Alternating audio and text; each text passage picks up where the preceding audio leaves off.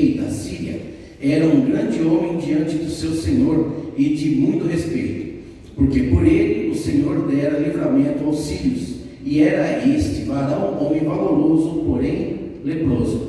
E saíram tropas da Síria e da terra de Israel, levaram presa uma menina, que ficou ao serviço da mulher de Naamã.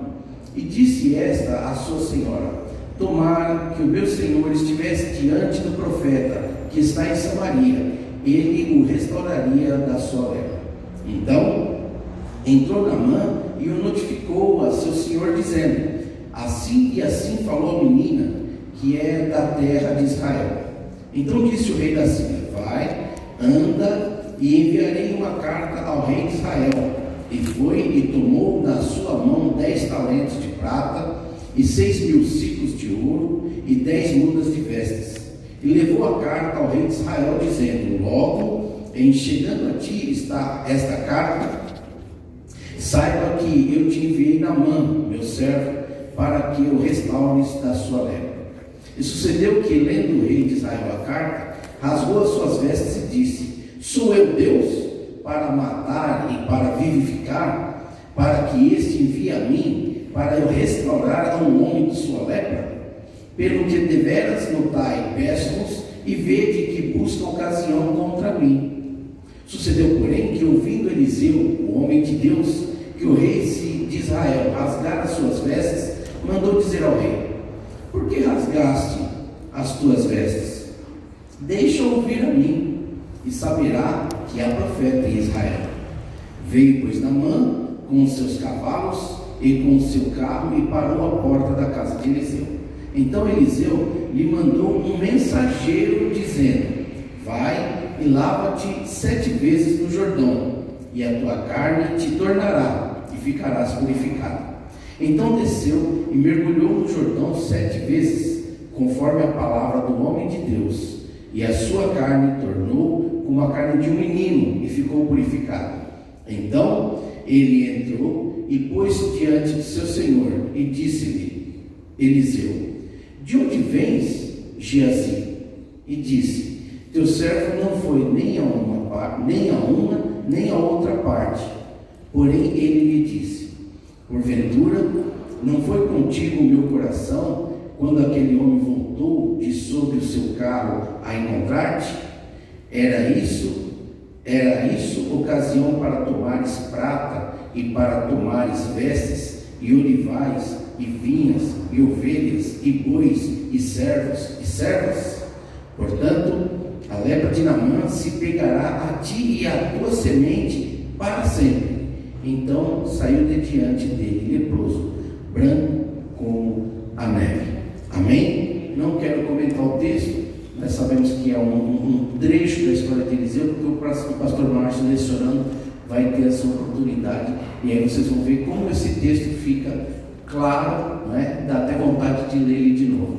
Amém? Ainda em pé, quero convidar o pastor Márcio, que está tomando aqui a palavra, e desejando a todos uma boa aula.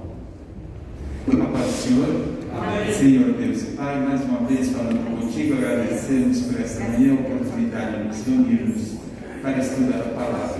Agradecemos pela vida de todos que aqui estão, pedindo, Senhor, que nos abençoe, não só essa classe, todas as demais classes, que possam todos entender a Tua palavra. Abençoa os professores, que tenham sucesso em clareza na administração, e abençoa, Senhor, a toda essa escola dominical para o desenvolvimento da igreja e de cada um. É o que nós te pedimos e te agradecemos em nome de Jesus. Amém. Pode sentar, Deus abençoe.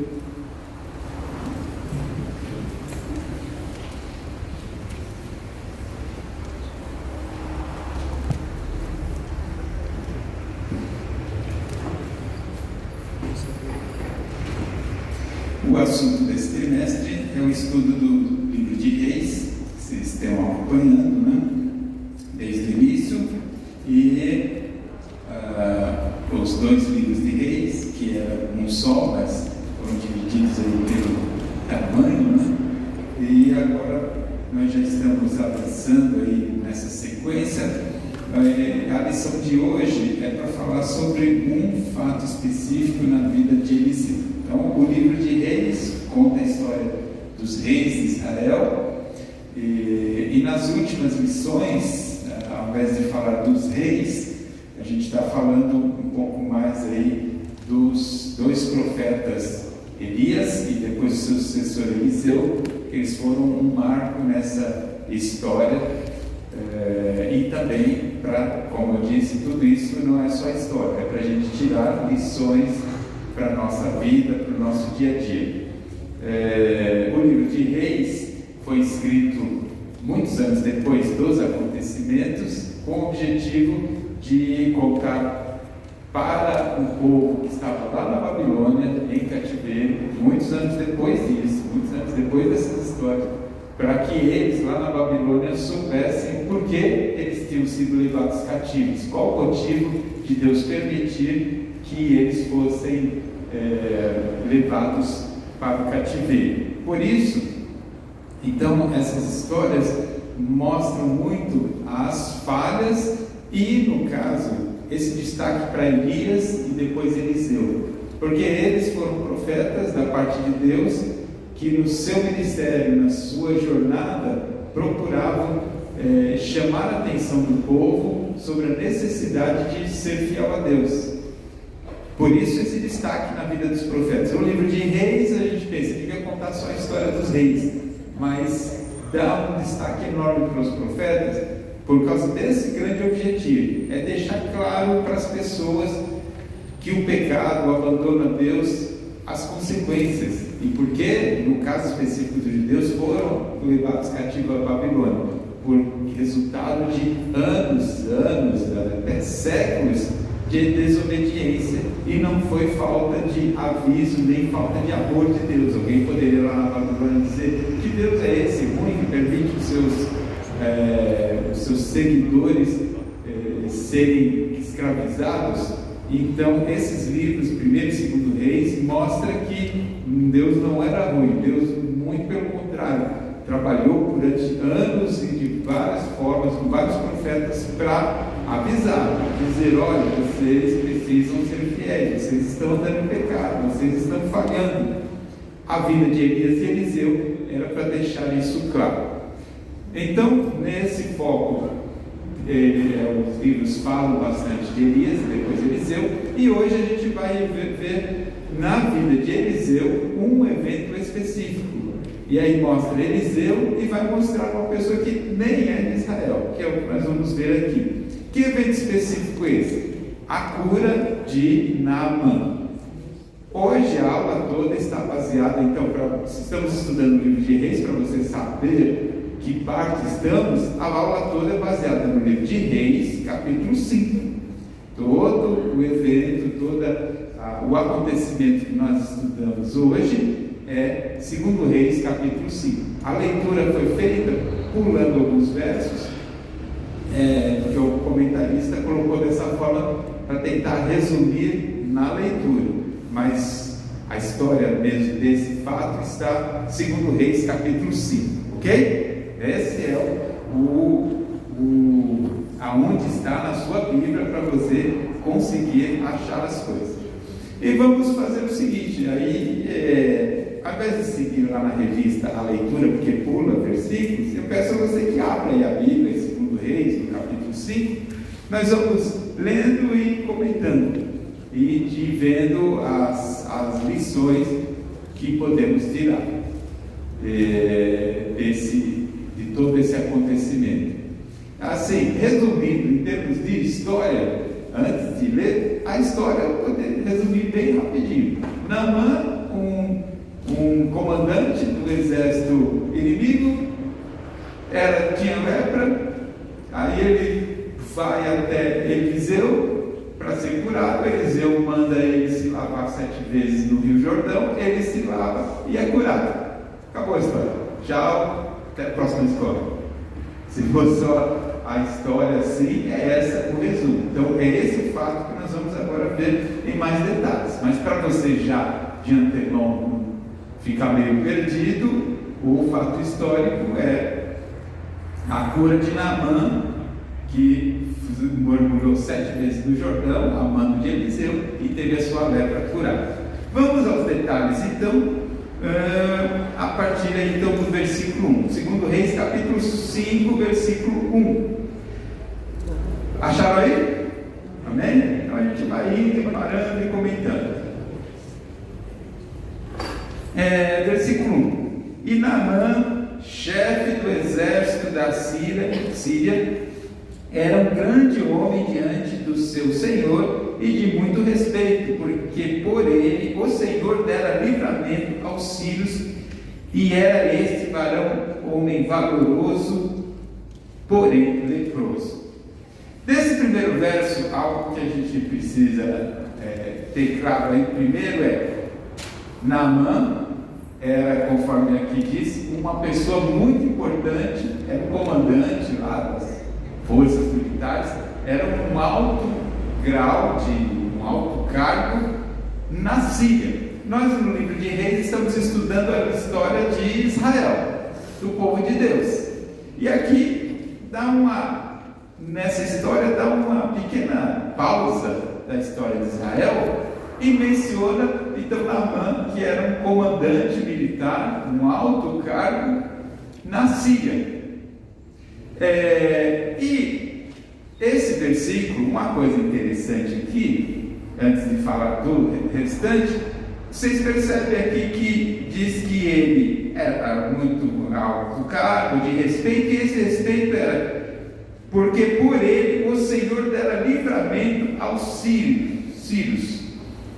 Essa Síria, e sírios eram os habitantes da Síria. Essa Síria é um país que já tinha atacado algumas vezes Israel. Era um país que em algumas vezes atacou, teve guerra contra Israel e levava, sempre que eles atacavam, eles levavam alguma coisa embora. Agora já chama a atenção que toda a história vai falar da cura de um comandante do exército que atacava Israel. E aqui nesse texto diz que ele tinha respeito porque Deus deu livramento para Israel. Foi para Israel? Não, foi para a Síria. Ou seja, Deus abençoou, guardou, ajudou a Síria, o povo, aquele exército, através da liderança de Naamã.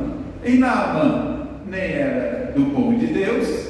A Síria era um povo que já tinha atacado Israel algumas vezes, portanto era uma espécie de inimigo de Israel.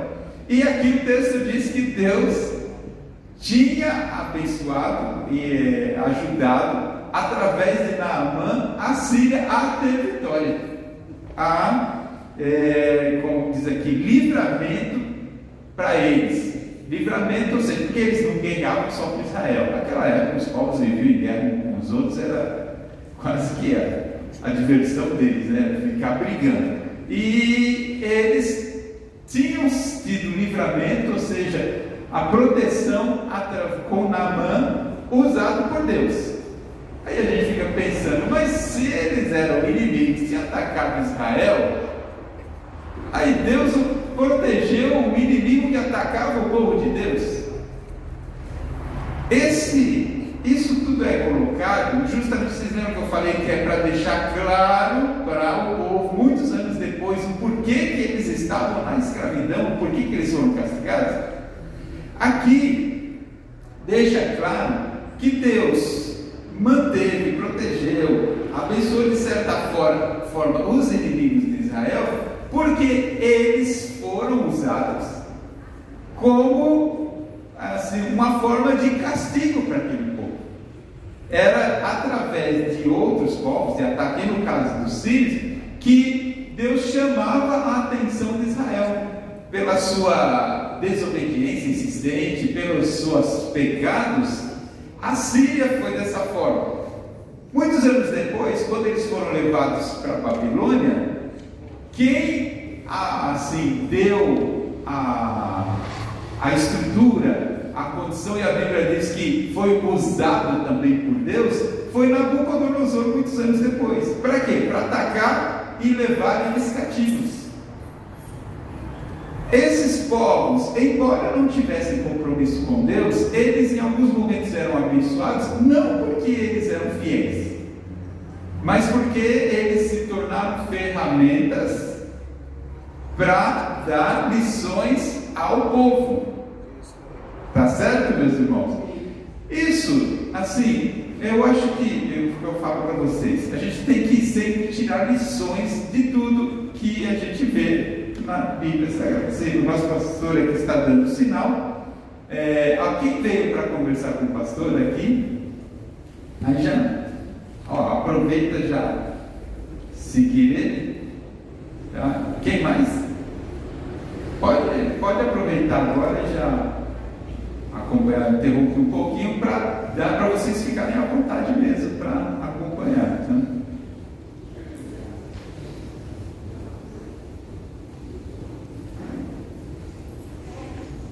Pode ir tranquilo. Tem mais alguém que veio para conversar? Maria acompanha.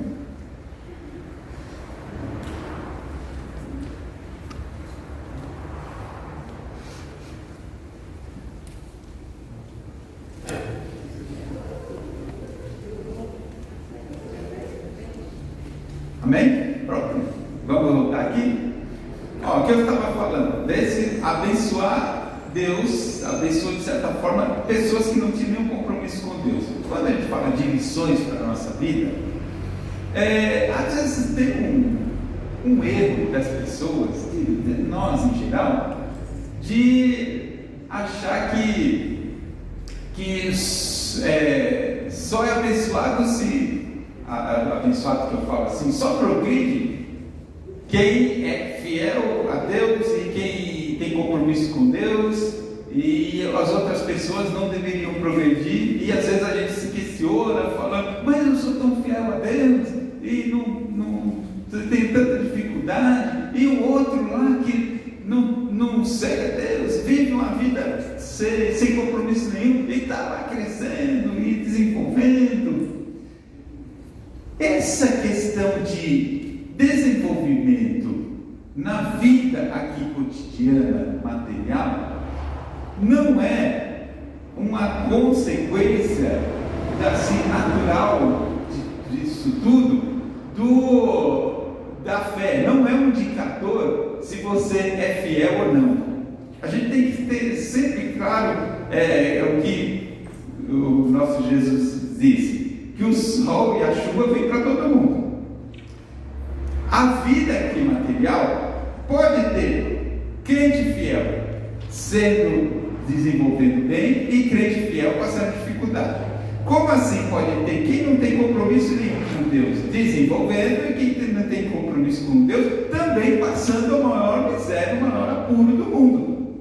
Porque a gente tem a mania também de olhar e falar, eu sou crente e Deus não me abençoa, e quem não tem compromisso com Deus é abençoado. E esquece de olhar que tem muita gente que não tem compromisso nenhum com Deus e sofre que nem um miserável a vida toda, uma vida miserável.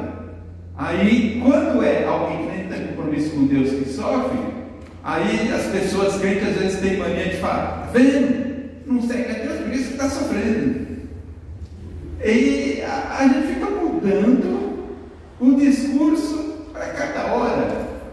Percebe que a gente muda o discurso, aí diz uma hora que a pessoa lá está sofrendo porque precisa ser fiel a Deus. Mas aí tem um outro que não tem compromisso nenhum com Deus e está lá às mil maravilhas. Por outro lado, a gente mesmo fica, mas eu sou fiel e estou sofrendo. Ué, mas eu acabei de falar que o outro lá não era fiel e estava sofrendo por isso. Agora, aí eu fico no sufoco. Percebe o que eu estou dizendo os discursos ficam variando conforme o vento, conforme o momento. A gente tem que aprender a separar compromisso com Deus das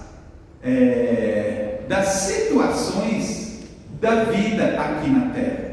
Aliás, o que o próprio Jesus disse claramente, ele disse bem claro: no mundo você será super abençoado.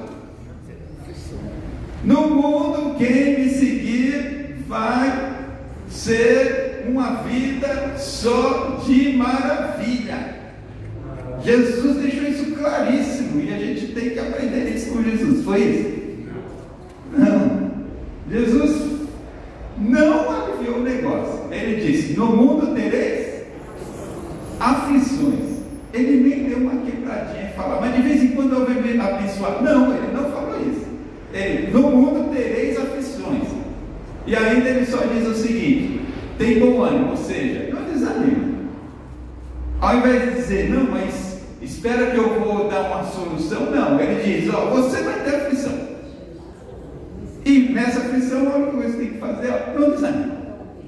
Na parte das situações materiais, o mundo todo, essa questão de ou desenvolvimento financeiro, ou saúde, ou doença, ou problemas em geral, ou catástrofes, todas as coisas, esse mundo aqui, essas coisas acontecem para os fiéis e para os infiéis. A chuva cai para os justos e os injustos. A fidelidade a Deus não deve estar vinculada às bênçãos materiais, às situações da vida. A lição lá em Jó, a vida de Jó, foi uma demonstração disso, no sofrimento que ele tinha. Quanto mais ele sofria, era por quê? Porque ele era fiel a Deus. Aí você diz: ah, mas no final ele teve porção dobrada. Só que ele passou pelo sofrimento durante muito tempo. E na vida dos servos de Deus, na vida, assim, nos relatos dos servos de Deus, se você for lá nos heróis da fé, em Hebreus capítulo 11, tem uma relação dos chamados heróis da fé. Aí você lê lá o nome de muitas pessoas que pela fé venceram, pela fé isso, pela fé aquilo outro. E a gente nunca só lê essa parte, mas nunca vê que nos versículos finais diz: e pela fé uns foram cortados, outros foram presos, outros morreram. Aí fala que pela fé teve uma porção de gente que não foi aquela vitória toda, materialmente. Na vida no Novo Testamento também, se você olhar, todas as pessoas que eram fiéis a Deus, eles acabaram mortos, perseguidos. Paulo, o grande apóstolo Paulo, acabou o quê? Numa prisão, sozinho, abandonado. E falando lá atrás, um cobertor aí, que vai no inverno, eu estou aqui e tal. Então, é algo que a gente vê aqui. No caso de Naamã, a vitória dele dos sírios, nesse caso específico, é porque a Síria, depois Nabucodonosor, que era o outro povo, esses da Babilônia, essas pessoas, nesse caso específico, tinham uma bênção, vamos chamar assim, ou a proteção de Deus, porque eles eram simplesmente instrumentos para ensinar. Eu ia falar castigar, mas não é bem castigar, é para ensinar aquele povo que eles precisavam mudar o seu comportamento. Eles eram instrumentos para isso. Por isso que uma coisa que a gente volta a dizer, que a gente tem que desvincular, tirar da nossa cabeça essa coisa de olhar o desenvolvimento das pessoas e ficar se questionando dessa forma sobre ser fiel ou não ser fiel pelo desenvolvimento. E eu volto a dizer, por causa também da nossa coerência. Ver lá um desenvolvimento e tal, de alguém indo bem, ele fica se questionando, mas por que Deus abençoa? E da outra forma, quando vê um miserável aí, você fala: agora eu vou pregar o Evangelho. Como que é o nosso pregar o Evangelho muitas vezes? É dizer para quem está sofrendo lá, falar: olha, vem para o Senhor Jesus, porque Ele vai mudar a tua vida, Ele vai resolver todos os seus problemas. É o Evangelho que muitas vezes as pessoas pregam. Agora eu pergunto, mas o Evangelho de Jesus era para vir e mudar e mudar o sofrimento em relação ao material. O Evangelho é dizer que nós somos pecadores, que temos uma vida eterna e que esse futuro eterno depende da nossa decisão de reconhecer os nossos pecados e reconhecer a Jesus como única saída, ou não reconhecer e viver uma condenação eterna. A questão é a nossa vida espiritual, é o nosso destino eterno e não a situação, porque senão a gente cai, faz a propaganda enganosa, porque ao mesmo tempo que você fala, não, porque o Senhor pode mudar a tua vida, se essa pessoa for um pouquinho mais espertinho, ele vai dizer, vai virar para você e vai falar, ué, mas eu conheço um monte de crente que está numa vida aí que eu vou te falar. Conheço um monte de crente no sufoco tremendo. Então o que acontece? Então ele tem que aceitar Jesus de novo também? Eu estou dizendo isso porque a Bíblia mostra, e nós vemos também no dia a dia, a Bíblia mostra em toda ela, que a situação da nossa vida material não é medida nem da fé dos outros e nem da sua própria fé. Para você também não ficar desanimando por cada situação difícil e Deus me abandonou. Que Deus te abandonou?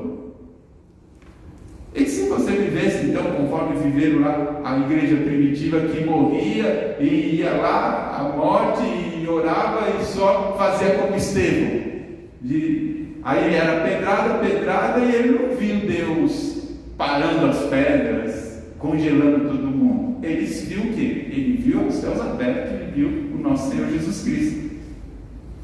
É isso que nós devemos deixar claro. A nossa caminhada de fé não pode estar vinculada a isso. Amém? Então Naamã aqui deixa claro que Naamã e a Síria, nesse momento da história, eles estavam de certa forma protegidos, porque eles eram uma ferramenta de Deus para ensinar o povo de Israel. Isso não significa que as falhas das pessoas não tenham, a pessoa que planta, ela colhe no futuro. A Síria, no futuro, ela teve sofrimento. Deus não protegeu ela o tempo inteiro, protegeu em determinado período, mas a Síria também foi atacada, também foi destruída no futuro. Aconteceu tudo isso. Eles escolheram o que plantaram, mas naquele momento era uma ferramenta de Deus para ensino. Amém? Vamos seguir então. Aí, entendendo aqui Naamã, desse povo, dessa Síria, versículo 2: E saíram tropas da Síria e da terra de Israel. E saíram tropas da Síria. Aqui ele tem que ler de uma forma. E saíram tropas da Síria e da terra de Israel levaram presa uma menina. Ou seja, ele está dizendo o seguinte: tropas foram atacar Israel. Essa Síria que foi protegida por Deus, atacaram Israel e levaram presa uma menina de Israel. Lembrando sempre que, por que a Síria fazia isso e Deus não falava nada? Porque a Síria nesse momento era um instrumento para mostrar para aquele povo, para aqueles reis, que eles precisavam mudar. Era como se fosse uma varinha lá para dar uma cinta, para dar um castigo para eles se tocarem que estavam errados. Então a Síria atacou e levaram presa uma menina que ficou ao serviço da mulher de Naamã. Então essa israelita foi levada presa como escrava e trabalhando para a mulher de Naamã. E disse esta a sua senhora: tomara que o meu senhor estivesse diante do profeta que está em Samaria, ele o restauraria da sua lepra. Agora aqui é outro ponto para a gente dar aquela paradinha. Pessoal, imagine, se coloque no lugar dessa menina.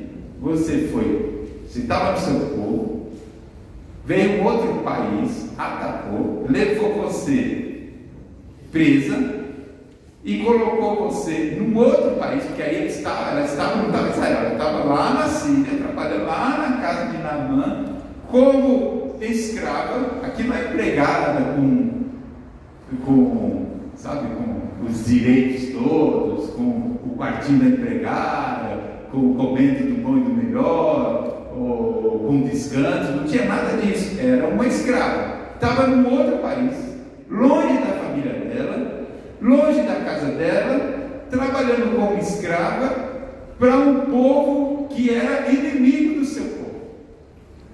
Aí, diante disso, você coloca no lugar dessa mulher. O marido da mulher, esse que era um chefão, que atacou, tinha lepra. Se fosse a gente, fala para mim, a gente não pensaria, olha, como Deus é bom, esse homem infiel, esse inimigo do povo de Deus, está vendo como Deus pesou a mão? Está com lepra, que esse miserável apodreça, tomara que antes de morrer, que ele fique bem fedido, bem, que a lepra coma ele aos pouquinhos, para ver ele berrando. Eita! O pensamento de a nossa justiça humana tem esses pensamentos, de querer a justiça do nosso jeito e entender, nesse caso, para ela e para o povo de Deus, esse Naamã era a representação do pior, do inimigo deles. Era a representação de tudo que tinha de ruim para eles. E ela estava ali, e aquilo poderia ser enxergado como a provisão, a proteção ou o castigo de Deus para os inimigos de Deus. Mas você vê já no versículo anterior que é o contrário, que Naamã era alguém que estava sendo abençoado por Deus para desenvolver. Agora ele tinha uma lepra. E aí também tem um outro ponto, né, Toninho? Quando a gente olha para a vida das pessoas, a gente vê só assim, as coisas parciais.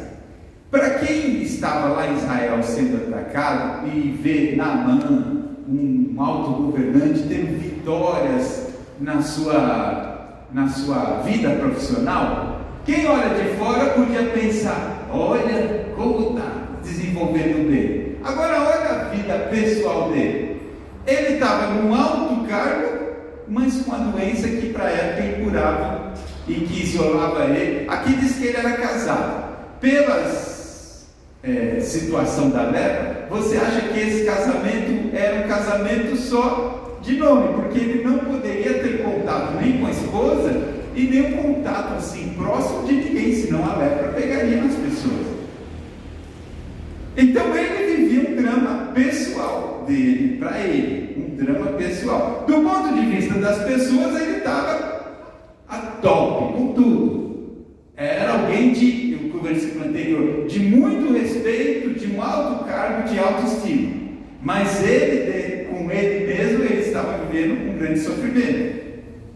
Essas coisas é para a gente, eu vou falando, a gente analisar como a gente julga as coisas e quando vai se ver, não é bem assim. Às vezes você está olhando para alguém, achando que a pessoa está às mil maravilhas na tua visão, mas a pessoa está vivendo um drama. A pessoa está vivendo um drama. A gente tem muito essa mania de julgar, e aí julga as outras pessoas, faz o julgamento e toma atitudes em cima do que a gente julgou, e normalmente atitudes erradas e incorretas. Esse caso, Naamã, ele vivia esse drama pessoal. E da parte da menina, que eu volto a dizer, ela, se fosse qualquer um de nós, ia pensar o seguinte: tomara que Deus acabe com esse Naamã. Tomara que Deus acabe e que dê um jeito. O que essa menina faz? Se ajoelha e ora, Deus de justiça, agora faz a justiça nesse homem infiel, esse Naamã, acaba com ele. É isso que ela fez? Não. Aí ela vai para a esposa de Naamã e diz: olha, seu marido precisava conhecer o profeta, o homem de Deus lá da minha terra, porque eu tenho certeza que o homem de Deus, se ele conhecesse, se ele tivesse contato, esse homem de Deus curaria Naamã. É algo assim, a gente olha e vou te falar mesmo, essa postura da menina é uma lição para nós de como a pessoa, aquele que tem compromisso com Deus, enxerga e age onde ela está. Ela se considerava, vamos dizer assim, alguém de Deus, ou tinha uma mensagem de Deus em qualquer lugar, não importa a situação. Aqui a gente tem que pensar o seguinte, na época do Antigo Testamento, e no caso aqui na época de Eliseu era o representante de Deus aqui na terra.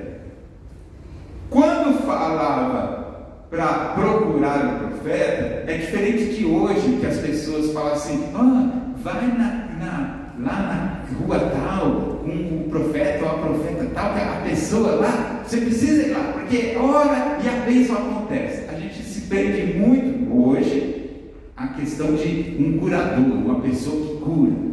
Na época não era esse pensamento. Na época, Eliseu e os milagres que ele fazia não era uma coisa para mérito dele, era sempre porque ele era o representante de Deus. Os atos de Eliseu eram todos eles para mostrar quem era o Deus de verdade. Assim como, voltando antes de Eliseu, o profeta antes de Eliseu, qual era o nome? Quem era o profeta antes de Eliseu? O ônibus passou e eu não ouvi vocês falarem. Quem era? Elias. E Elias, vocês lembram? Ele chama lá todo mundo e fala, faz aí um altar e vamos orar para o Deus, vocês de Baal, ora para Baal, eu oro para o meu Deus, o que mandar fogo do céu para queimar o sacrifício, esse é Deus de verdade. Não teve isso com Elias antes? E Elias, os de Baal oraram, não aconteceu nada. O dia Elias orou e o fogo veio e consumiu todo o sacrifício. Aquele ato não era para mostrar que Elias era o bonzão. Mas lembra que o que Elias estava o tempo inteiro dizendo, e vocês vão ver quem é Deus de verdade. O discurso de Elias não era, e vocês vão ver que eu sou o bonzão, que quem manda aqui sou eu. Não era esse, que eu tenho poder. Não era esse o discurso. O discurso de Elias é, quem fizer descer fogo do céu é para vocês verem quem é Deus de verdade. Não era para ele. Assim como eu mencionei lá o que Elias fazia, para dizer que o que Eliseu fazia também, todas essas ações, era para deixar claro que o rei de Israel, que o povo de Israel, que aqueles deuses que eles serviam, estavam errados, e que ele, como representante de Deus, tudo que ele fazia era para mostrar, tem um Deus de verdade, vocês precisam seguir ele. A obra e a função de Eliseu era essa. Quando a menina fala, se você conhecesse o profeta que tem lá, era uma forma de outras palavras, a menina dizer, você precisa conhecer o que é o Deus de verdade, não o Eliseu, mas quem serve ao Deus de verdade, o poder dele. Nesse caso aqui, as ações, precisava ter os milagres, precisava ter as ações, porque era essa forma de deixar claro nesse embate a diferença entre Deus e os falsos deuses. E essa menina, então, quando ela indica Eliseu, é para uma forma de dizer, olha, tem um Deus de verdade, e você, se você conhecesse esse Deus, você ia ver que esse Deus é poderoso e não o que você segue. Trazendo aqui para os nossos dias, essa postura da menina, estava lá no meio de um povo infiel, vivendo numa casa de uma pessoa que poderia ser considerada o maior inimigo deles, mas ela diz, você precisa conhecer a esse Deus.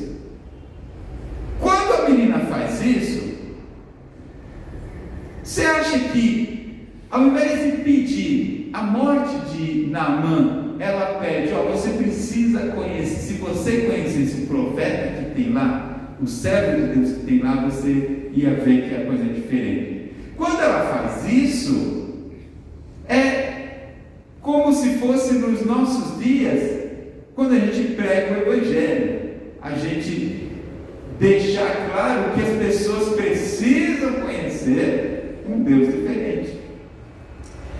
E ela fez isso no meio de inimigos. Porque a esperança dela era: se esse Naamã, a Bíblia não diz isso, mas se ela estava fazendo isso, certamente era. Ela disse: se você conhecesse o profeta que tem lá na minha terra, ou seja, se você conhecesse o Deus de verdade, se conhecesse, a esperança dela é que esse Naamã poderia ser o quê? Uma ferramenta de mudança naquele povo. Alguém para dizer naquele povo que estava atacando: olha, vocês estão atacando o povo errado, esse povo não é esse que deve atacar, porque ele serve o Deus de verdade. Na cabeça dela, vamos dizer, na nossa linguagem, ela estava evangelizando o perdido para que esse perdido se transformasse. Esse aqui mostra para os nossos dias também a postura nossa. De novo aqui aquela coisa do nosso senso de hoje em dia da justiça humana. Hoje a gente quer, em termos de salvação, a gente olha, fica analisando todas as pessoas e aí vai estipulando: esse fulano é tão gente boa, olha, que pessoa maravilhosa, só falta ser crente. Eu vou orar, mas vou me esforçar para Deus converter, porque ela precisa de Jesus, é gente boa, mas precisa de Jesus. Os nossos irmãos nos dão cada das ofertas, a gente continua falando. Agora, quando a gente vê uma pessoa que está afundada no pecado, que a gente às vezes até tem raiva, ou que em algum momento fez alguma coisa que nos prejudicou, o que a gente pensa? Pensa em salvação? Muitas vezes a gente pensa: meu Deus, eu vou precisar pedir para as irmãs lá, para o círculo da oração, para as irmãs, e pedir para o pastor para fazer uma oração forte, para fazer um reconhecimento, transformar aqui, olha no meu trabalho, porque tem uma pessoa aqui que me persegue, e Deus precisa tomar ação e resolver. Quando ele fala que Deus precisa fazer um milagre, a gente está na cabeça, no fundo, pensando: bem que Deus podia trazer fogo do céu e queimar esse miserável. Muitas vezes a gente está nesse pensamento, por dentro, mas querendo, na verdade, é que Deus castigue, que Deus faça. E o que a nossa função como embaixadores de Deus é levar a mensagem de transformação do Evangelho. Volto a dizer, não é o que as pessoas falam: porque Deus vai mudar a sua vida e você agora vai viver uma maravilha. O Evangelho não é só para miserável. E aí eu pergunto: se fosse essa transformação ser só questão material, pergunta, aí você está lá, aí no seu dia a dia, ou no trabalho, em qualquer área, tem pessoas lá que estão bem de saúde, com uma família boa, com uma situação financeira boa, com uma boa casa. Aí eu pergunto: aí então você vai pregar o Evangelho e dizer o que para essa pessoa? Se o nosso Evangelho for só, porque Deus vai mudar a sua vida e vai te desenvolver, aí a pessoa, e tem gente, não tem gente que está bem de família, bem de dinheiro, está vivendo a vida dele, tomando a cervejinha, fazendo lá os churrasquinhos de domingo, e tal, e vai e volta, está tudo bem. E aí a pregação do Evangelho fica o quê? Que vai fazer, você não tem o que dizer, o que melhorar. Às vezes você olha e fala: mas a pessoa está melhor do que eu que queria estar na condição dessa pessoa.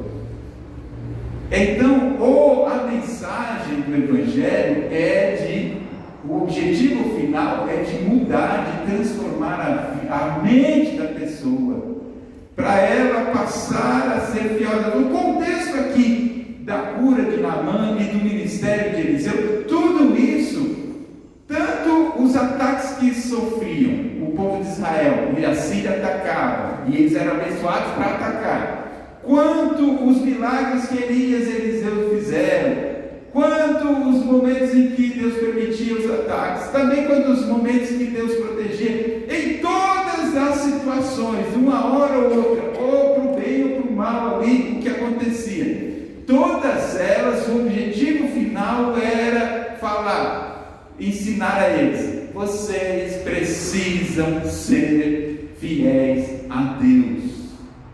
Vocês precisam ter a obediência ao único Deus. Quer quando Deus abençoava e protegia Israel, quer quando Deus permitia um sofrimento, um ataque. De todo jeito, o objetivo final era: vocês precisam ser fiéis a Deus. Daí, da mesma forma, nos dias de hoje, a pregação do Evangelho é para dizer que nós temos uma alma que precisa de Cristo, de salvação, porque temos uma vida eterna pela frente. É essa a mensagem, reconhecer o nosso estado pecador e reconhecer que precisamos de Cristo. E isso, então, essa menina fez no lugar que era, vamos dizer, ali onde a pessoa, o pior lugar que tinha, e era onde normalmente se poderia querer que eles morressem tudo. Mas não, ele diz: você precisa conhecer um homem de Deus, aquele que representa Deus. Onde estamos nós hoje? Você pode estar no lugar equivalente a dessa menina, onde a pessoa lá que você tem contato, que você convive, pode ser, vamos dizer assim, que ele fala, a cruz da tua vida. Ao invés da gente orar para que Deus desça fogo do céu, está na hora da gente orar e trabalhar e dizer que essa pessoa precisa conhecer o Deus de verdade. Amém, meus irmãos? Porque a mudança da nossa vida nessas situações não é a destruição de quem a gente acha que é inimigo e salvar os que a gente acha que merece a salvação. Ninguém merece a salvação. Mas a mudança está em que nós, como igreja, através do nosso testemunho, da nossa vida, do nosso comportamento e da nossa mensagem, deixe claro que essas pessoas têm que conhecer, assim, a frase da menina que ela diz aqui: tomara que meu Senhor estivesse diante do profeta que está em Samaria. Na nossa linguagem de hoje, tomara que as pessoas estivessem diante do Deus de verdade, que elas reconhecessem o nosso Senhor Jesus Cristo. Aí a coisa seria diferente. Mas não diferente se vai enriquecer ou não vai enriquecer, mas de comportamento, de caráter, de vida. Isso é a transformação da cruz, a transformação da mensagem do Evangelho. E nós temos que fazer como essa menina. O que nós devemos fazer é: tem um Deus de verdade que você precisa conhecer. E ela falava isso para Naamã e para qualquer um. Amém? É a situação que essa menina vivia, que nos ensina aqui. Outra coisa também interessante é Israel está sofrendo, a gente já falou várias vezes, né, que os reis, todos eles infiéis, um pecado geral lá. Mas vocês perceberam que tinha uma menina que acreditava num Deus de verdade? Então, embora às vezes pareça que ninguém mais tem compromisso com Deus, você pode achar: eu acho que eu sou o único bobão aqui, só eu quero levar as coisas certinhas. Você olha, às vezes a gente pensa isso, até no meio da igreja, pensa assim: mas está tudo indo, ninguém está com compromisso mais com nada. Eu acho que eu estou ficando bobo aqui da história. Eu me preocupo com consagração, com santidade, com estudar a palavra, eu me preocupo com a obra de Deus, eu me preocupo em viver uma vida dedicada a Deus. E as pessoas aí, eu todo mundo, ninguém está mais se preocupando com isso, então acho que só eu sou o povo. A menina aqui fazia parte de um povo que tinha abandonado a Deus, só que ela permanecia crendo nesse Deus. Amém? Então existem essas, vamos dizer assim, exceções. Mesmo voltando lá para Elias, o outro profeta anterior, ele falou para Deus, eu estou aqui escondido na caverna, eu estou desanimado, porque olha, eu estou tanto falando do Senhor, defendendo o Senhor, e só eu fiquei aqui em Israel, nem tem mais ninguém. Aí o que Deus fala? Seu convencido, não está na Bíblia isso, né? Mas se fosse na nossa linguagem, fala, você acha que você é o último biscoito do pacote? O que Deus falou para Elias, e na nossa linguagem você está achando que você é o último biscoito desse pacote? Tem mais 7.000 aí que não se dobraram. Só você acha que você só é assim, fiel? Então, meus irmãos e minhas irmãs, esse comportamento e a existência dessa menina é também um incentivo para mim, para você no dia a dia, quando você está dizendo, parece que só eu sou o bobão aqui, só eu quero levar as coisas a sério. Não! Você deve ter, quando parece que todo mundo está abandonando, mas você mantém, porque além de você, certamente tem pessoas. Além de Eliseu, que estava lá na terra de Israel, tinha lá nascia o quê? Uma menina desconhecida, mas que ainda acreditava no Deus verdadeiro. Amém? Que eu e você estejamos no meio da geração perversa, ou lá na tua família, pode ninguém lá ter compromisso com Deus, ou no teu trabalho ninguém ter compromisso com Deus. Permaneça como a menina aqui que trabalhava na casa do Naamã. Permaneça o representante de Deus lá onde você está, a voz de Deus lá onde está, aquela pessoa que quando alguém em algum momento, em alguma situação, você poder dizer, olha, você precisa conhecer o Deus que eu sirvo, porque você precisa desse Deus. Tomara que você conheça o Deus que eu sirvo. Amém? Vamos seguir aqui. Versículo 4. Então entrou Naamã e notificou a seu senhor, dizendo, assim e assim falou a menina que é da terra de Israel. Ou seja, ela foi para o rei da Síria. Ele, Naamã, deu ouvidos. Por que Naamã deu ouvidos à menina? Porque certamente ele já tentou de tudo. A lepra era uma situação que é aquela coisa, vamos tentar mais uma coisa aqui. Versículo 5. Então disse o rei da Síria, vai, anda e enviarei uma carta ao rei de Israel. E foi. Então o rei da Síria permitiu que ele fosse. Ele foi para Israel, foi e tomou na sua mão 10 talentos de prata e 6.000 ciclos de ouro e 10 mudas de veste. O rei ainda deixou que ele levasse lá riquezas, vamos dizer assim, que na visão deles, para ter algum benefício, eles estavam dispostos até a pagar. Eles achavam, para ter um benefício, acho que tem que pagar, né? Olha como a pessoa, o pensamento que tinha era de pagar. Vamos lá. 7. E sucedeu que, lendo o rei de Israel a carta, rasgou as suas vestes e disse, sou eu Deus para matar e para vivificar, para que esse envie a mim, para eu restaurar a um homem de sua lepra? Pelo que deveras notai, peço-vos, e vede que busca ocasião contra mim. Então, ele Naamã sai com a carta do rei da Síria, vai até Israel, chega lá, deve ter sido um alvoroço, né? Porque a Síria era um país forte, já tinha atacado antes. Aí chega um alto comandante lá diante do rei de Israel com a comitiva, e chega não atacando, mas chega lá com a carta dizendo, a carta do rei dizendo que é para você curar o general da lepra. O rei de Israel, ele falou, desesperou e falou, olha só, isso é golpe.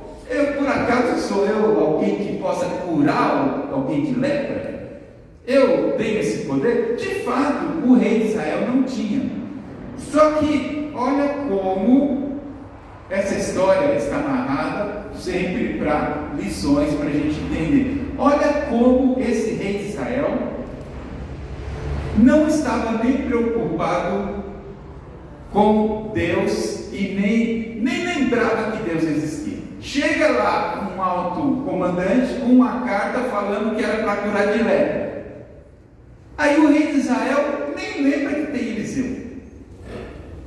Concordam comigo olhando aqui? Ele não lembra, ele só fala: isso é golpe para nos atacarem, para ter um motivo para atacar. E quem sou eu? Eu não curo lepra de ninguém.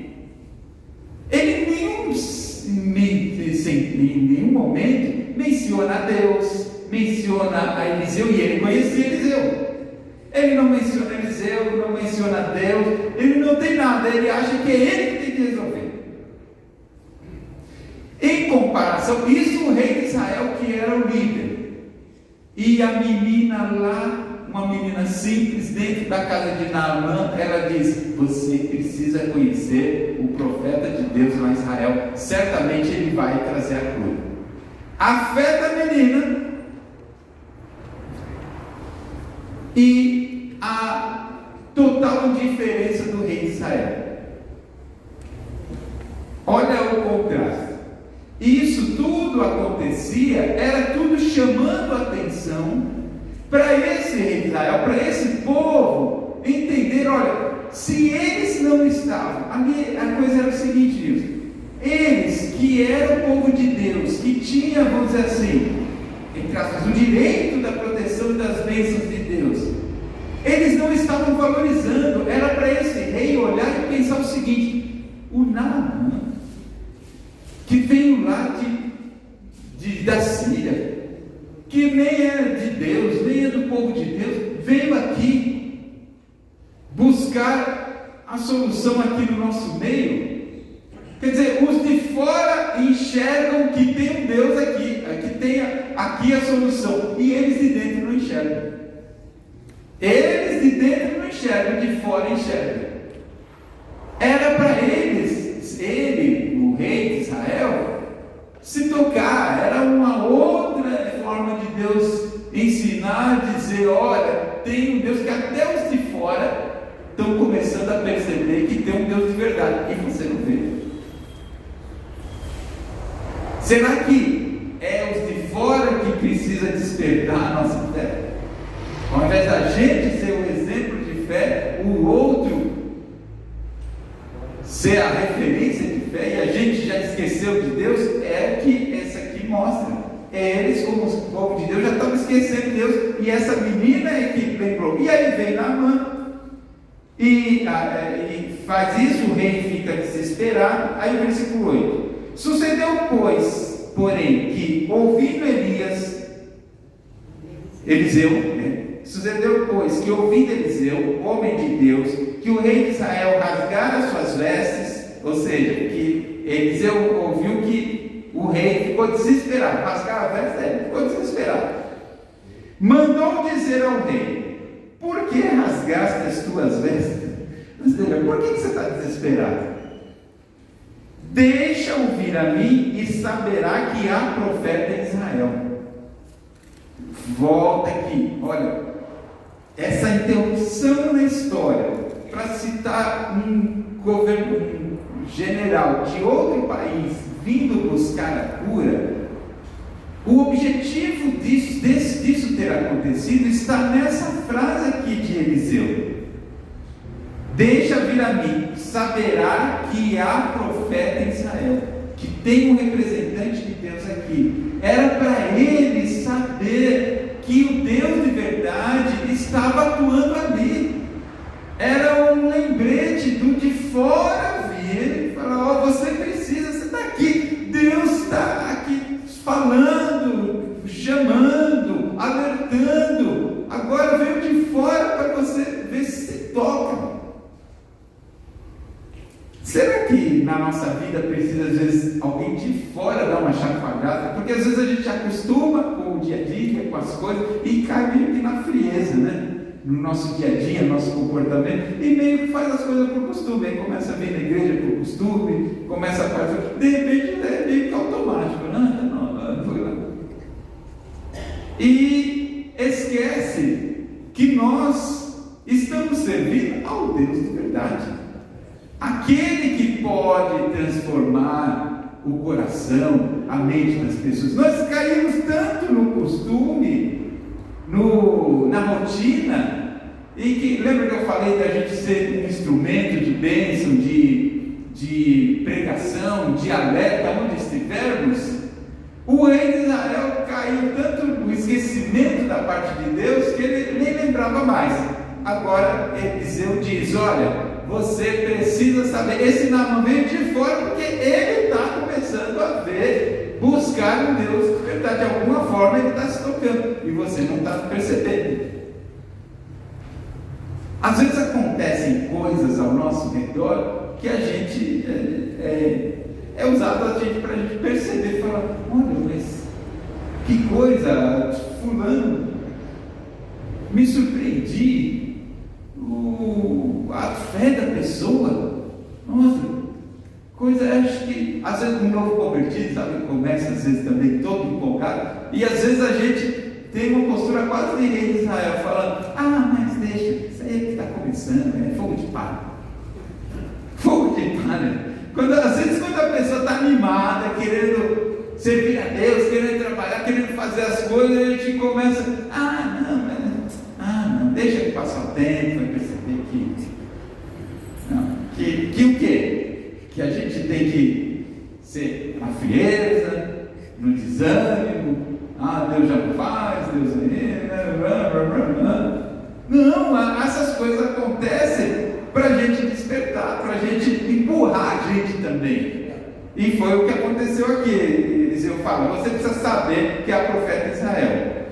Versículo 9: veio, pois, Naamã com seus carros. Agora aqui, como os minutos já estão no encerrando, eu não vou ler, mas vou mencionar. Naamã, se você continuar lendo aí, você vai ver. Aí Naamã vai até Eliseu, e quando chega lá, Eliseu sabe que Naamã está chegando e manda um recado, fala: ó Naamã, vai, se lava 7 vezes lá no Rio Jordão. O texto aqui na sequência diz que Naamã ficou nervoso, falou: mas que desaforo, eu vim, ele nem se deu o trabalho de vir me receber, eu sou uma autoridade, ele não veio aqui falar: ô poderoso Naamã, por gentileza, vem aqui, quer um cafezinho, uma água, um suco?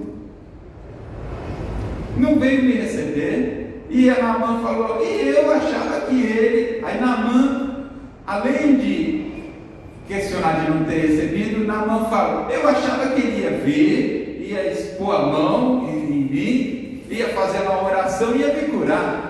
Agora ele me manda se lavar num rio sujo, barrento, um rio sujo. Tem outros rios, se é para tomar banho, temos rios aí, cita rios que ele fala: lá é limpinho, é bonito. Para o meu nível, eu precisava de um rio bom, um rio bonito.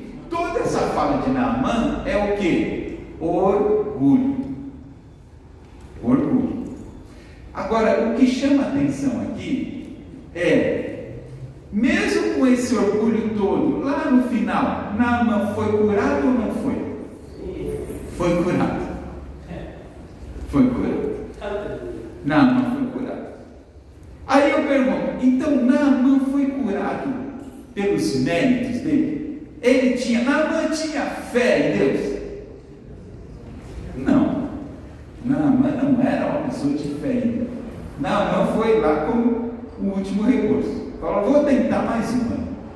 Naamã era uma pessoa que chegou lá e falou: estou aqui, por favor, eu vim aqui, mesmo nessa situação, que foi lá. Ele chega e fala assim: olha, eu estou no desespero, tem misericórdia de mim. Foi isso?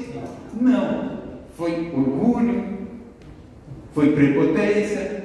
O Eduardo deu um sinalzinho aqui que deu bem a entender. Levou uma riqueza grande, aquelas talentos, não sei o que, era riqueza, era muito dinheiro. Então ele foi com orgulho, pensando: eu chego lá, enfio a mão no bolso, pago o profeta e vamos ver, se ele curar, eu pago e está resolvido. Então ele achava que a posição dele, o dinheiro dele era a solução. E a cura aconteceu, mas a cura aconteceu pelo pagamento? Não. Por causa do orgulho? Não. A cura aconteceu por causa da fé dele? Não. A cura aconteceu aqui, de novo, aquela frase de Eliseu: para que Israel soubesse que ali tinha um Deus. Aquela cura, porque a gente estuda, que vendo a história de Naamã, não é para a gente pensar: ah, pastor, então agora a turma aí é só para conseguir uma bênção de Deus, então é de qualquer jeito. Não é que é de qualquer jeito. A gente tem que olhar o seguinte: ao agir de Deus. Lembra que eu falei? Ou para o bem ou para o mal na vida das pessoas, tem um objetivo maior. E esse objetivo maior sempre é que nós reconheçamos que só o Senhor é Deus. Então, Naamã foi depois curado, mas não por mérito dele. Ele achava que podia pagar, ele achava que ele era bom, tinha que ter um tratamento especial. Ele era tudo que, vamos dizer, a receita para não receber a cura. Só que tudo isso aconteceu para que Israel enxergasse o seguinte: olha, até o nosso inimigo, era para o rei de Israel e o povo de Israel enxergar até o nosso inimigo, sem compromisso, mas Deus faz a obra, Deus poderoso abençoa até o nosso inimigo, e a gente aqui desprezando esse Deus. Era essa a lição. Então a cura de Naamã não era pela fé dele, não era pelos méritos dele, muito pelo contrário. Naamã merecia, vai para lá. Não era mérito, mas era de novo, da mesma forma que Naamã protegeu, através de Deus, protegeu a Síria, aqui a cura era para que todo Israel enxergasse: o nosso Deus é o Deus de verdade. Os outros recebem até a ação, a bênção de Deus, e a gente está deixando esse Deus de lado. Vocês percebem aqui a ação que era essa cura? E através dessa cura, lá na frente, Naamã fez o que o rei de Israel não fazia. Mesmo com todo esse orgulho, aí os servos dele, os auxiliares, falaram: ô Naamã, pensa bem, você está aí nessa miséria dessa lepra. Aí falaram para ele assim: olha, se o profeta pedisse aquela fortuna de dinheiro que você trouxe, você não ia pagar? Não é que está escrito aqui, assim, traduzindo a argumentação, ele dizia: os servos falaram assim: se ele pedisse alguma coisa mais difícil, você não ia fazer? Se ele pedisse lá dinheiro, uma fortuna, você não ia pagar? Se ele pedisse uma outra coisa bem mais difícil, você não ia fazer? Estava disposto a fazer? Agora, só porque ele falou para lavar nesse rio, o que custa? Se ele pedisse algo difícil, você ia fazer. Então ele pediu para lavar nesse rio, você vai lá e lá não custa nada, o máximo com água você sai meio enlameado de lá. Eles argumentaram isso, e aí Naamã foi. Então Naamã se lavou não é por fé. Às vezes eu já vi campanha na TV de algumas igrejas, né? Despertando a fé, tem uma igreja aí, sei lá, que até eles mostram a pessoa pulando, fizeram uma piscina de plástico, e a pessoa pula lá e diz que é os pulos de fé. E às vezes também, acho que tem até hino de pular 7 vezes. Irmãos, Naamã pulou, foi 7 vezes lá, não tinha fé nenhuma nele. Não tinha exemplo nenhum de fé. Ali, Naamã, 7 vezes, nesse momento, não é exemplo nenhum de fé. Ele fez, claro, então, vamos lá. E foi convencido pelos auxiliares.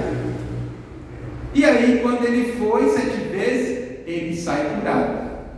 Você olha e fala, pastor, mas que contrariedade. E aí eu volto a dizer, essa cura aconteceu não foi pela fé ou mérito de Naamã, foi uma cura para ensinar o povo de Deus que eles precisavam ter fé. Era eles que precisavam aprender com isso, entender que se até Naamã de fora foi curado, por que a gente está abandonando Deus? Percebe então que a bênção do outro não é a bênção por mérito do outro. A bênção era uma mostra, é uma forma de misericórdia de Deus com o povo. Às vezes a bênção na vida de uma outra pessoa é às vezes Deus de uma forma de misericórdia dando uma chacoalhada na gente. Fala, ó, a gente precisa se mexer, a gente precisa ter outra postura. E Naamã pulou, sem fé, sem nada, para que o poder de Deus fosse demonstrado. Só que depois disso, o que acontece? Vamos dizer, na nossa linguagem, Naamã se converte. Aí Naamã fala, olha, agora eu reconheço. Aí você vai até no versículo, cadê? Ele voltou humilde. Mudou tudo. Versículo 15.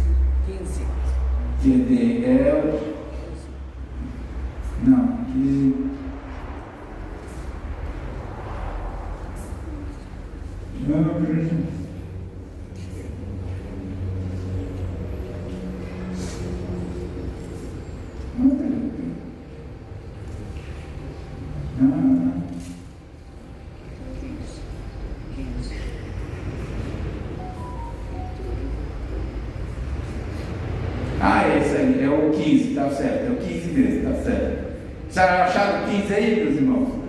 Então ele pulou antes, não era por fé por nada, mas no 15. Então voltou ao homem de Deus, depois de pular lá e ser curado da lepra, ele e toda a sua comitiva, e veio e pôs-se diante dele e disse: eis que tenho conhecido que em toda a terra não há Deus senão Israel.